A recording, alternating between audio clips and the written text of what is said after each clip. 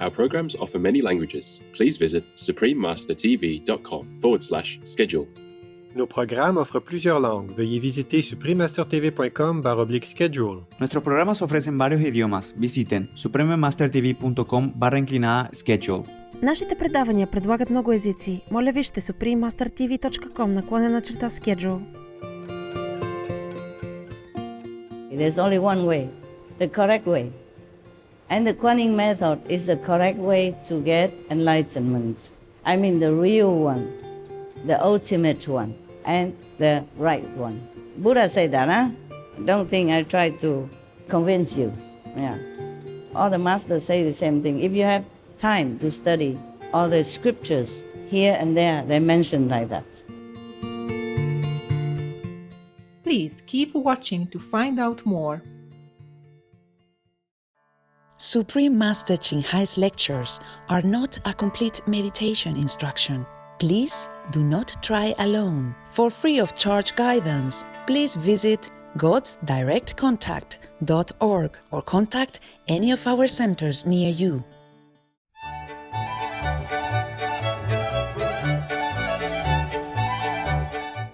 Today's episode will be presented in Chinese and English with subtitles in Arabic, Aulacese, also known as Vietnamese, Bulgarian, Chinese, Czech, English, French, German, Hindi, Hungarian, Indonesian, Japanese, Korean, Malay, Mongolian, Persian, Polish, Portuguese, Punjabi, Russian, Spanish, Telugu, and Thai.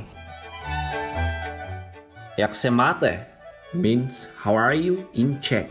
Good day, precious viewers. My name is Mirek. The friendly people of the Czech Republic wish to share with you their gratitude and innate love for our Heavenly Father's creation. The Czech Republic is a country in Central Europe, rich in diversity and culture. Prague, its capital, is widely considered to be one of the most beautiful and most frequently visited cities in Europe.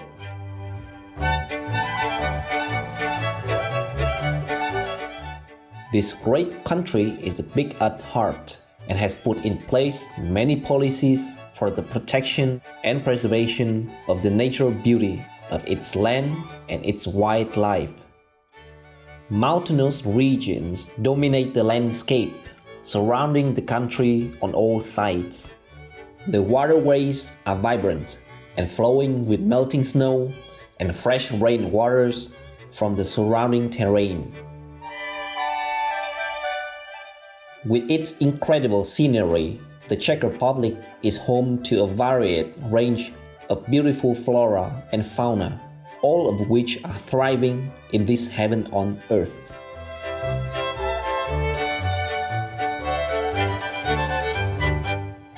We are elated to briefly introduce the stunning Czech Republic to you, caring viewers. We wish you abundant blessings from heaven.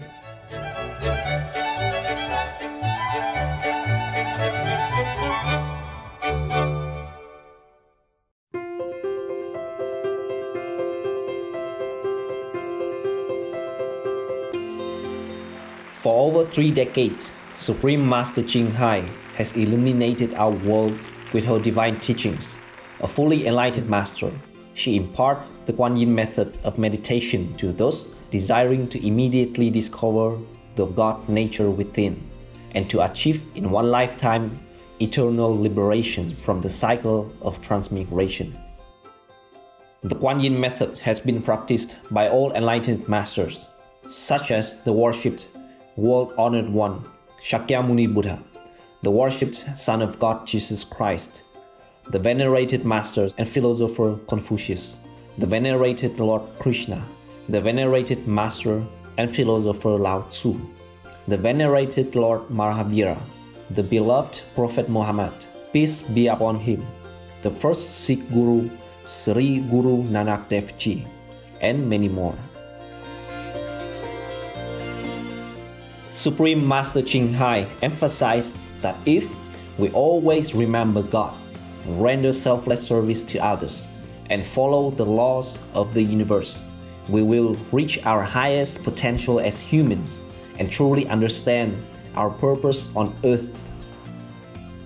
She is an extraordinary living example of compassion, regularly sending materials and financial assistance, as well as love to refugees, the homeless, natural disaster victims, and others needing relief. Supreme Master Ching Hai is deeply grateful to the beloved God for all the financial help, comfort, and support to the afflicted and needy and any good cause over the years. As a humble vessel for years, neutral terms for his, hers, compassion, and love toward his precious children. Supreme Master Ching Hai respectfully thank all special individuals, organizations, leaders, and governments for all your genuine, loving, ongoing support. May heaven bless you forevermore. We, the Supreme Master Ching Hai International Association members, are also sincerely grateful for your expressive kindness and wishing you the best. Supreme Master Ching Hai receives love and recognition from various organizations, media, governments, and individuals, as well as many awards from them, such as the 2006 Gusi Peace Prize, considered the Nobel Peace Prize of the East, the World Spiritual Leadership Award in 1994, the Mahavira Award in 2008, February 22nd and October 25th, both proclaimed as the Supreme Master Ching Hai Day, an honorary citizen of the United States, etc., and has been honored throughout the years with numerous other awards and accolades for her outstanding philanthropic and humanitarian deeds.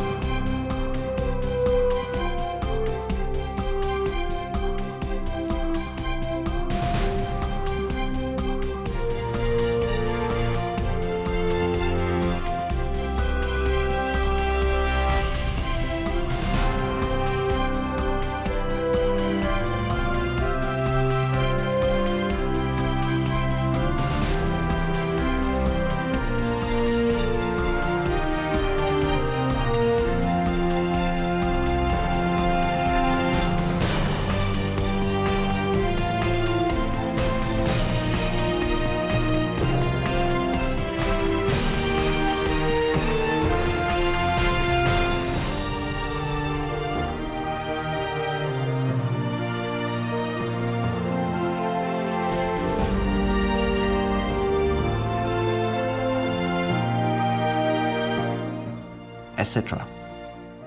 We apologize for not being able to show many other awards and honors for lack of space and time. Supreme Master Ching Hai respectfully thank all special individuals, organizations, leaders, and governments for all your genuine, loving, ongoing support. May heaven bless you forevermore. We, the Supreme Master Ching Hai International Association members, are also sincerely grateful for your expressive kindness and wishing you the best. A true voice for our beautiful animal friends, Supreme Master Ching Hai promotes the peaceful and loving plant-based diet and envisions with humanity's awakening to the sacredness of all life, a tranquil and glorious all-vegan world where animals and people live in blissful harmony. Her initiatives to spread the vegan trend are diverse and have included alternative living flyer distribution, the International Vegan Restaurants, Loving Hut, vegan food products companies, vegan fur products, Supreme Master Television, as well as regularly speaking to influential government and media leaders and participating in televised conferences on climate change, etc. Whether we are aware of it or not, her efforts have had an enormous influence on global awareness of the animal-friendly lifestyle and how this benevolent way can bring lasting peace among nations while saving our planet from climate change and disasters. Over the years, Supreme Master Ching Hai has traveled worldwide, from the Americas to Africa, from Europe to Oceania, and held hundreds of discourses with the public and her disciples on a variety of spiritual topics. Today, we are blessed to present one of these insightful lectures entitled The Life of Lord Mahavira, The Great Renunciation, Part 2 of 4, on Between Master and Disciples, given in Chinese and English on June 23, 2019 at the New Land Ashram, Taiwan, also known as Formosa.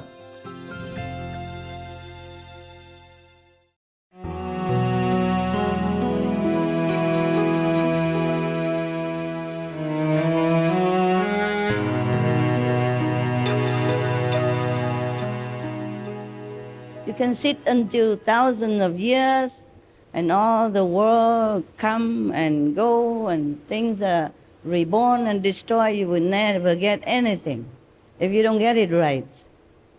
Similar, nowadays we have these numeral lock, no?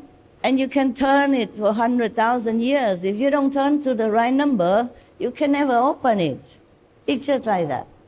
Or nowadays we have telephone. If you just push one number wrong, you won't get the person you want, right? Or email, or whatever, you name it. Or television, radio, you have to turn to the right frequency. Otherwise you get nothing. You can sit there all your life, keep turning back, forth, in, out, nothing will happen. There's only one way to do things is the right way. There's only one way, the correct way. And the Kuan method is the correct way to get enlightenment. I mean the real one, the ultimate one, and the right one. Buddha said that, huh? Don't think I try to convince you. Yeah.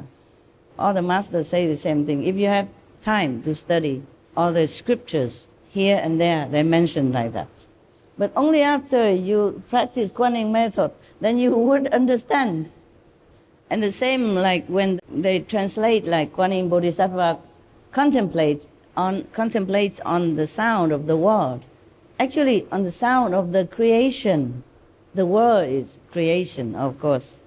But not the created sounds like the bird chirpings or the waves of the ocean. Even though it mentioned in even Lotus Sutra that Kuan Bodhisattva contemplates. She has inside her or him this wondrous sound, like the sound of the water, the sound of the tidal waves, the sound of etc., etc. In the Bible, mention the same thing.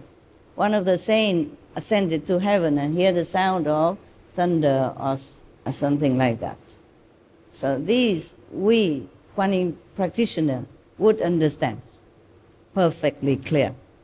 But if nobody pointed out to you And if you have no experience about it, you would also not understand. Many Zen stories saying that one monk, he was meditating and then suddenly he heard a very loud, big sound, That's after many years of practicing. Yeah, suddenly here one time. Maybe never hear it again. Because it's just like a coincidence that he heard it. Not like he knows the way to practice so that he can hear it every day. The more we hear this teaching, inner teaching, or our own true nature, the more we understand many things. Yes. The more we will feel free. The more we feel that we are nearer to Buddhahood or nearer to heaven, or maybe already with heaven, with God, one with God. That's the only way. Up to now, I practiced this many ways as well before Kuan Yin method. I do breathing, I do Hatha Yoga, I do pranayama. It's similar to breathing, yeah, okay, etc., etc. Some monks in India, I'm not sure if they do it in Taiwan or China or other country or not, but in India, they practice so many things that you have no idea that the human are capable of doing that. Sitting on the nails, the bed is nothing yet. Standing on one leg forever is nothing yet. Hanging your hair on the tree just so that you don't ever fall asleep or fall down, that's nothing yet. Like sometimes they put a long, small, thin piece of cotton, long, very, very long. They put it through the nose and go all the way down to their stomach. The whole thing, huh? I don't know how long, just maybe more than a meter at least. Even for me, it's just 10 centimeters, it's already suffering. I won't do it. And they do that, all kind of things. Bathe in freezing water, it's another thing. In the Ganges, freezing water. Well, that I did. I thought maybe to clean my karma. But they do that all the time. And soaking themselves in there until they become even like an ice cube. Or burning under the Indian high summer sun with the fire around it as well. And the summer sun in India, some place they can burn your skin. 1st or 2nd degree even, if you sit too long. But they do that all the time. Of course, maybe slowly get used to it, not like immediately shave the head and go sit under the sun for hours on end. It's not like that, but still, it's still very, very, very harsh, the sun of India. I almost died because of Indian sun. I went to Bodh Gaya, in my wandering time to see Buddha's Bodhi tree. It was in May. It wasn't high summer yet. And then I walked. I didn't know. I didn't think too much. I normally don't think too much. I go to the Himalaya alone, also didn't think much. I go under the summer sun, I also didn't think much. It's just too much focus, on my goal. And I got sunstroke. I almost died on the street.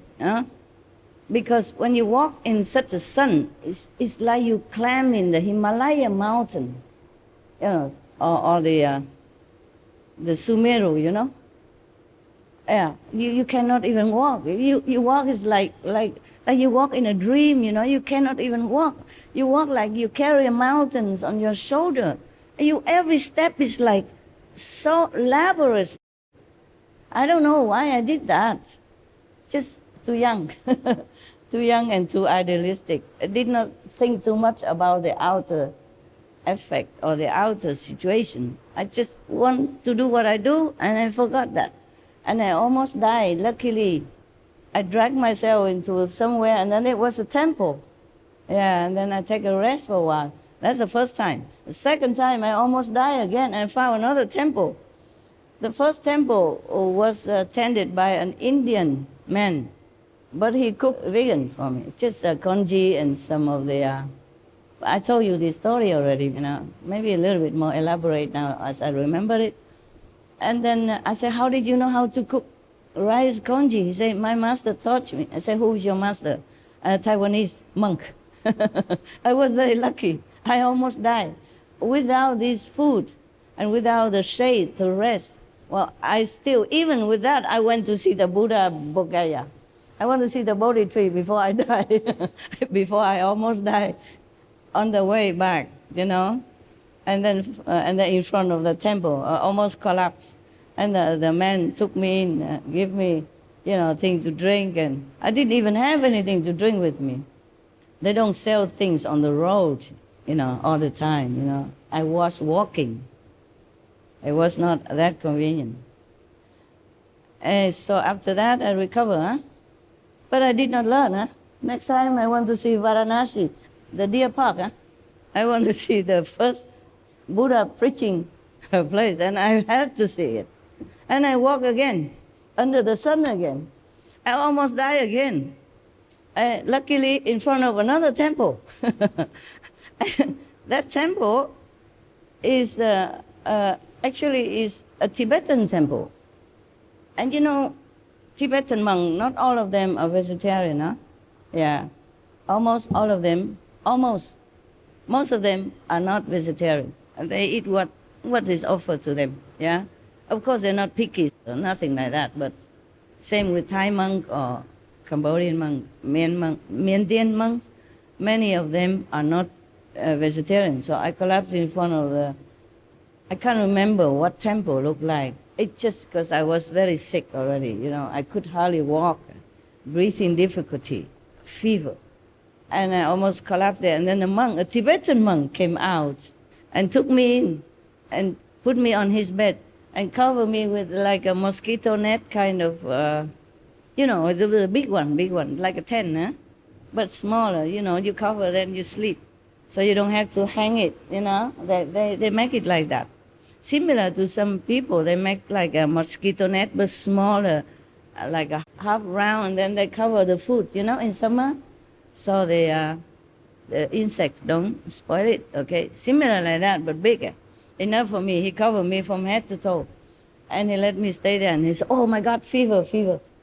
The worst thing is that I already had fever. And then I went in the temple, and I took a shower.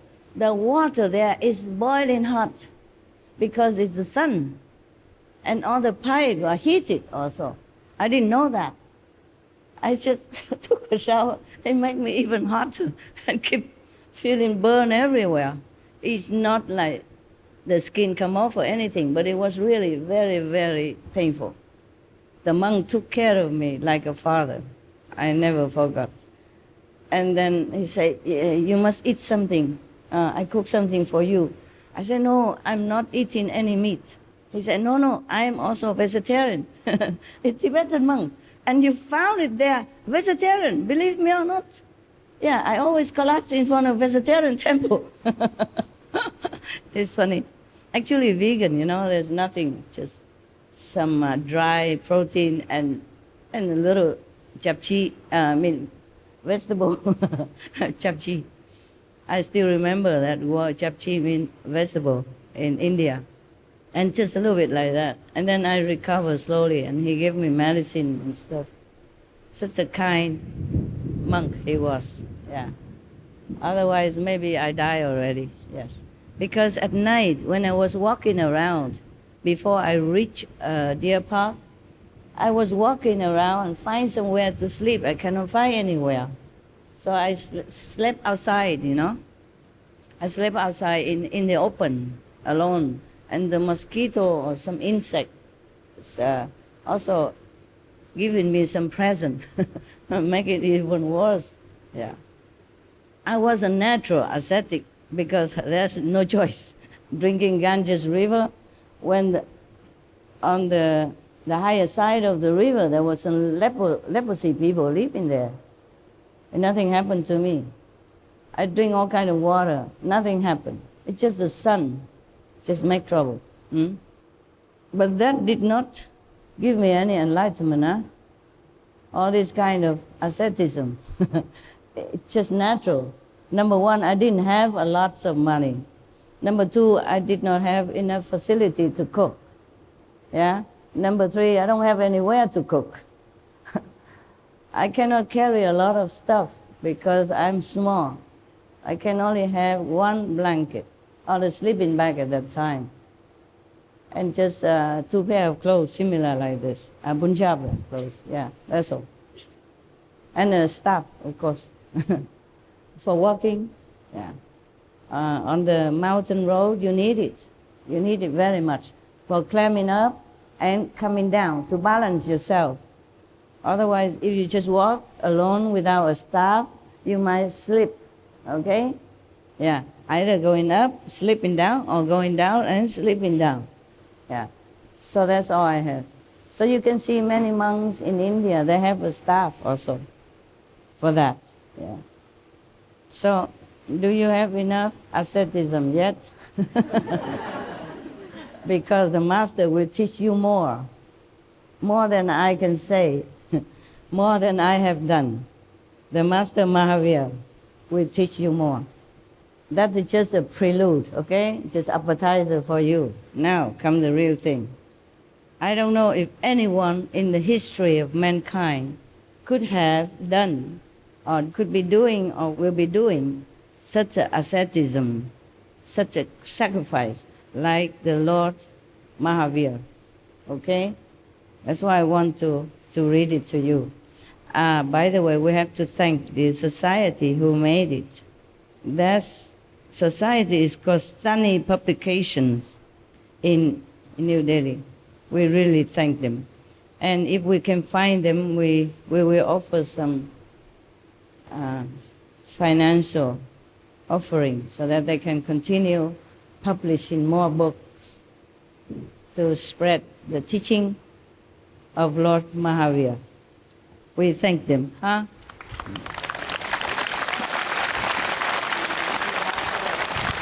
And may God bless them limitlessly. Okay, now it is the great renunciation. It was the 10th day of the dark fortnight of the month of Marxist Sanskrit. I don't know a lot of Sanskrit, okay? Don't blame me. I went there for enlightenment. I didn't went there for Sanskrit. I did learn some, but you know, you learn here and you return it in India, throw it in the Ganges River already. If it wasn't for you, I don't even need to read anything anymore. It's just like a kindergarten teacher, you know, she already over it and she has to read everything. She has children's story book and stuff for her students. Prince Vardhaman had observed a ritual fast for 2 days. A palanquin named Chandraprabha was prepared for his great renunciation. Sometime in the afternoon, Vardhaman came out of the palace and climbed into the palanquin, you know, small coach, you know, that people carry another person on it now in a long time. Some rich people or royalty, they go on palanquin, they don't walk. Me also, I don't walk with this type of shoes. I walk a little bit. The procession with the palanquin proceeded to Chanatkan Garden in the northeast of Kshatriya Kund. The palanquin was placed near an Ashok tree. Ashok tree has nothing to do with the King Ashok, okay? One of the most ardent devotee of Buddhism, and he was credited of spreading Buddhism everywhere. As Ashok, King Ashok is different. I don't think this tree belonged to King Ashok. It's just the name of it. Fancy a king has a name like a tree. Vardhaman got down from the palanquin. Thousands of eyes were staring at the prince. His golden body was adorned with a beautiful dress and scintillating ornaments.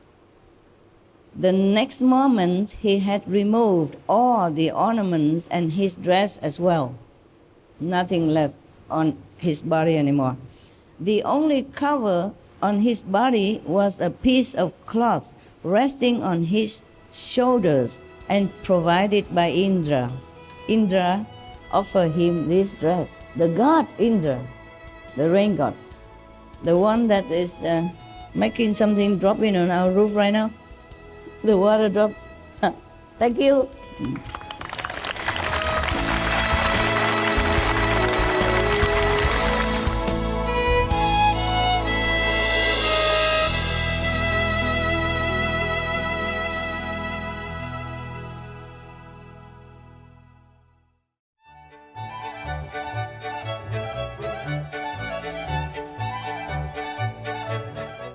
Marvelous viewers, we appreciate your company for today's episode entitled The Life of Lord Mahavira, The Great Renunciation, Part 2 of 4 on Between Master and Disciples.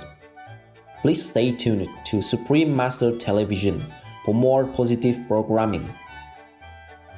May your minds be tranquil and awaken to the wonderful music of your souls. Our programs offer many languages. Please visit suprememastertv.com/schedule and suprememastertv.com/BMD.